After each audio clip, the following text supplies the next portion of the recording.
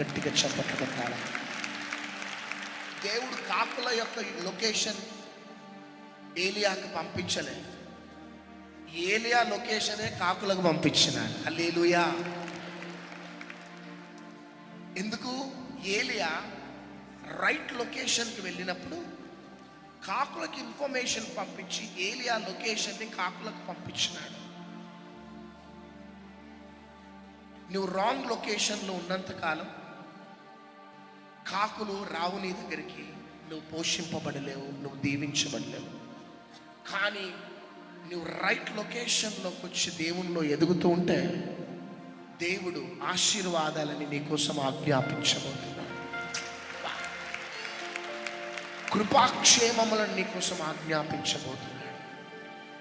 అక్కడి నుంచి తాను సారేపాతు ప్రాంతానికి వెళ్ళగానే, సారేపాతులో చాలా మంది విధవరాళ్ళు ఉన్నారు, చాలా కుటుంబాలు ఉన్నాయి.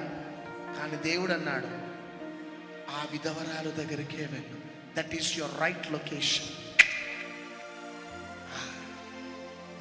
పర్ఫెక్ట్గా ఆ లొకేషన్లోకి వెళ్ళినాడు ఏలియా, పోషింపబడ్డాడు.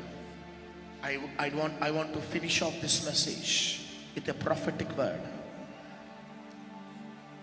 As long as you are in a dead land, dry land, you will die spiritually. I don't want to explain briefly about this topic. నేను వివరంగా విఫలంగా నేను ఎక్స్ప్లెయిన్ చేయలేను, అది మీరు అర్థం చేసుకుంటున్నారని నేను అనుకుంటున్నాను.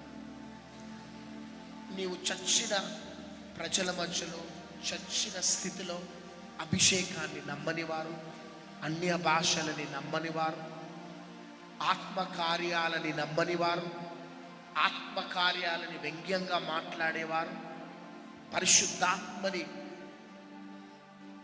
ఆ యొక్క ఇంపార్టెన్స్ ఇవ్వని వారు, వారి మధ్యలో ఉన్నంతకాలం యు విల్ డై. నేను లైవ్లోనే నేను చెప్తాను. కానీ నువ్వు నిజంగా పరిశుద్ధాత్మలో ఈ 2025లో నువ్వు వెళ్ళాలనుకుంటే you must change your location. గట్టిగా చప్పట్లు కొట్టండి. ఈ దినాలలో పరిశుద్ధాత్మ దేవునికి ఇంపార్టెన్స్ లేదు.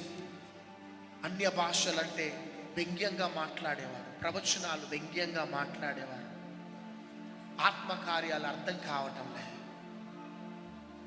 ఇలాంటి ప్రజల మధ్యలో ఉంటావా? నామకార్థంగా ఉంటావా? ఆచారబద్ధంగా ట్రెడిషనల్గా సంవత్సరాల నుంచి ఉన్నావు, ఏమైనా ఎదుగుదల ఉందా? ఇంకా నువ్వు చచ్చిన స్థితిలోనే ఉంటావా?